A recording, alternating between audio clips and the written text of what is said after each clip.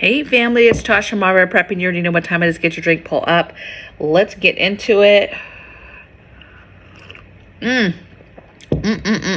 For those of you that have joined me in the chat, in the premiere chat, thank you for coming and chatting with me and stopping by. I do enjoy these Fridays with you, even though the video itself is not live.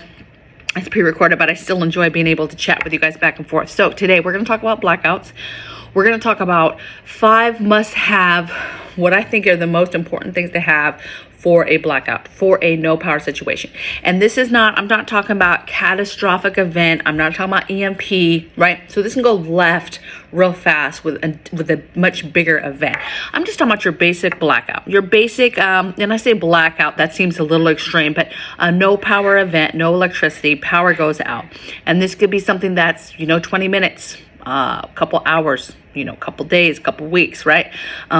But I think about, and there's a list, a laundry list, which I'm sure you guys will be talking about here in the chat, laundry list of areas to get ready for, to prepare for, right? Got to do this, make sure you have this, right? And really it's just you essentially thinking about what are the things that I do every single day, all the steps of the different things I do. And then if there was no power, how is it affected? And then how do I continue to do that, right? That's really all that it is. It's not rocket science. And now I've done several videos on grid down, on no power, all those different areas. But today we're going to talk about my 5 most important areas that I must have. And one of them is which is the first one, we'll just get into it, is power. Now, this is controversial, right? But again, excuse me, we're talking about not a catastrophic event. We're talking about just no power. You want to have some sort of power generator. Now, for me, every day, all day, I'm going with a solar generator. It's quiet. My neighbors do not know I have it. It's easy to charge. Now, somebody would argue that, hey, if it's cloudy outside or it's raining or it's overcast, you're not going to be able to charge it. But again, this isn't a catastrophic event. So I'm either doing it and I'm charging it slow because I have multiple power generators and it's taking its time. And yes, there might be time where it's taking longer than normal. Or if I'm not wanting, I'm just taking it to a car and I'm just going to go ahead and charge it in the car. Okay. I'm going to figure it out, but this isn't a catastrophic event. I'm going to figure out how to power it, and those are needed. I'm a fan of them. I know that there are good generators out there that are tri-fuel, that take all different types of stuff, propane and gas and diesel and this and that. I get it, but to me, those are bullseye. Those are a target. The whole neighborhood knows that you have a generator. Now, if everybody in the neighborhood has a generator, okay, cool. It's not that big of a target, whatever. I just don't like people knowing my business when I'm going through an event, and even something as simple as no power, depending on how long that lasts, people start to get crazy and start to get wonky, okay? And so I just like low-key items, and a power source is power generator in regards to a solar generator is what's for me. Now, I did link in the description box below the ones that we have, okay? We have multiple solar generators, but there's other companies out there, but Equal Flow is the one, that's my go-to. That's when we're saying, oh, we need another one, that's where we go. So I appreciate those, and we use them for several different things. The reason why it made the list is I talked about the 5 most important is we need to have power for a CPAP machine in this house, okay? Yes, do we use some of them, and some of them are for either cooking processes or the fridge and freezers, right? To keep them going, yes, absolutely. But at the end of the day, those are not keeping the fridge going and the freezer going. Of course, I don't want to lose that meat, lose that stuff, but I try to keep mine low anyway because of that. And so to me, that's not life altering, but a CPAP is needed, okay? And I want to be able to charge little battery banks, and I want to be able to charge the phone because maybe my cell, there's no internet, but I'm getting the cell tower and I'm getting some sort of internet, and I want to be able to continue maybe reading a book or playing a game or watching the news and seeing what's going on through my phone, okay? Or a tablet or a laptop or whatever. And so those little small electrical devices you want to be able to plug up. I want to be able to plug up my little rice cooker, right? Simple things that you want to be able to use. Is it the end of the world? No. If you don't have it, and you should act accordingly and make sure that you're prepared for the day you don't have power, or you're not able to power it, or whatever the case may be. But again, this is not a catastrophic event. I think that having one unit is good. One good size unit can handle all that stuff, okay? And when I say good size, I'm talking like a 1500 or higher, okay? There's way smaller ones though for way cheaper, okay? But you're gonna be able to find you decent ones all over, okay? So take a look at your reviews and figure that out. Number 2 thing I have is lighting. You've got to figure out how you're going to light your home in a short term and a long term, scenario. If it's only off for a little bit, maybe you're just dealing with little battery ran lanterns, right? You guys have flashlights. You don't have a whole lot of like high-tech items, right? You just have some lanterns, maybe you light some candles. Maybe if it's a long term, now you're lighting candles that with like lamp oil and your actual oil lamps, right? And you've had those staged and you have hanging spots for those. That's my suggestion.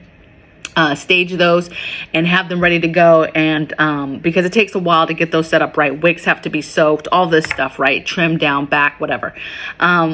So be thinking about lighting. To me, that's important, and it's a mental thing to be able to say the power is out in the whole neighborhood and we want to be able to see, right? It means something to me already on a dark piece of property when I have solar lights and I can see them. That to me is enough. Even little pathway lights is enough to be able to just look outside and kind of see what's going on.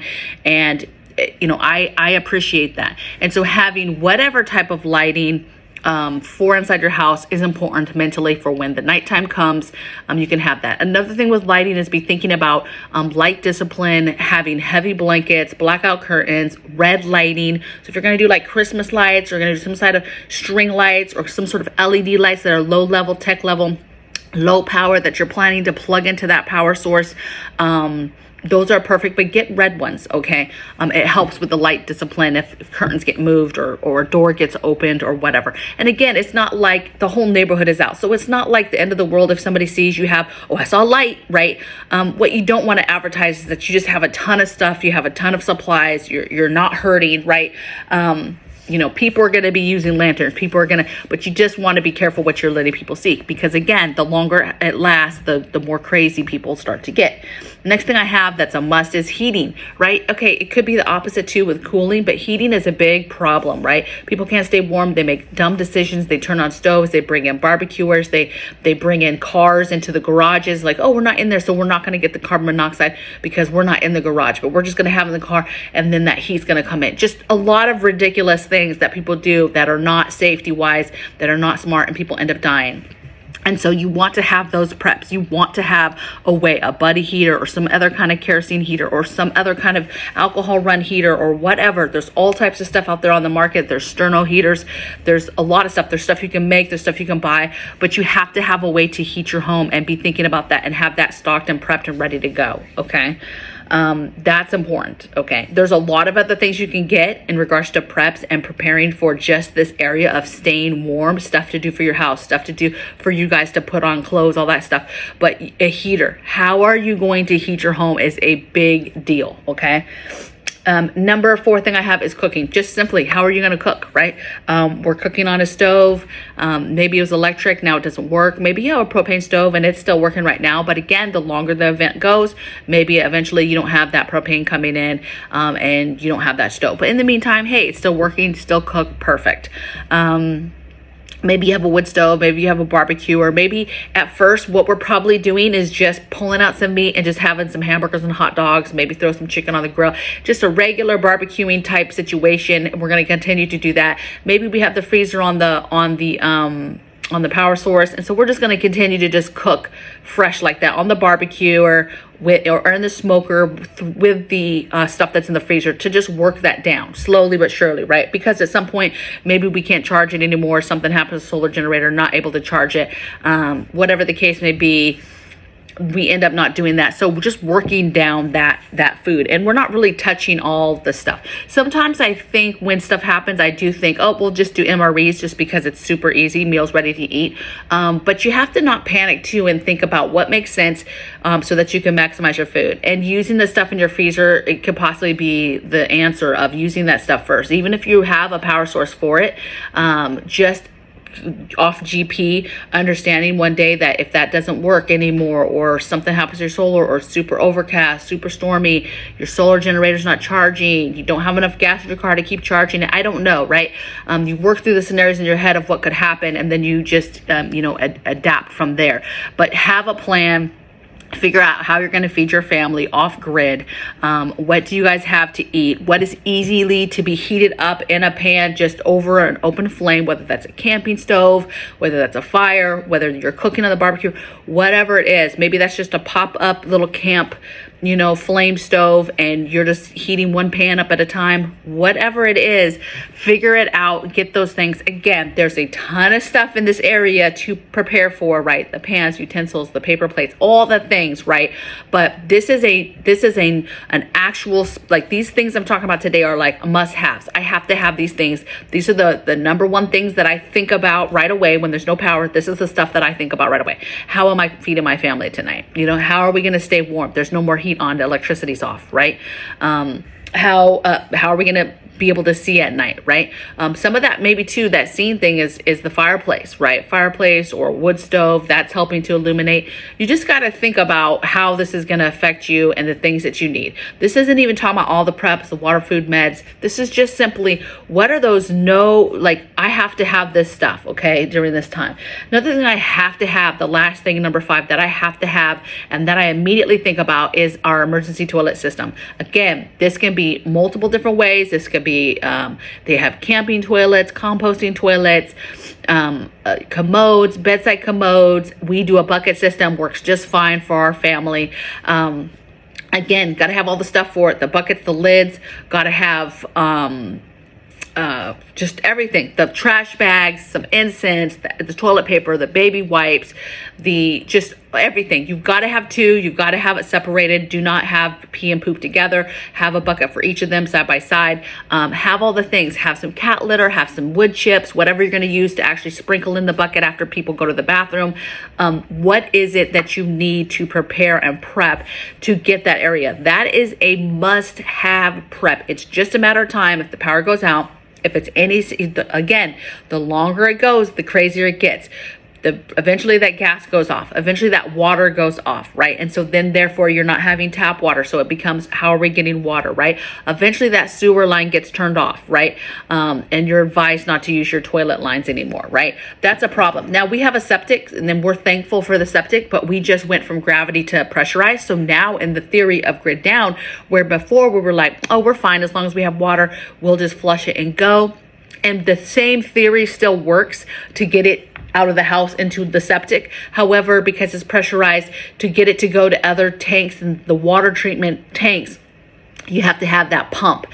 So we have to be able to power that. So that's now something that we think about when we think about, hey, what are things that we want to, now that's not something that has to be plugged in all the time, but it has to be ran ever so often. Okay. So that's just something that we would plug in and we would just run manually ever so often, just to make sure that we're not getting clogged up, or that we're just keeping our water waste. But the first tank for holding for any kind of event is going to be just fine, right? It's not going to fill up like that in a matter of days or even weeks, right? So we're fine. But if you think about long-term and the things that you have and the ability you have in your hands to make things work, what does that look like? What are the things that you need to have?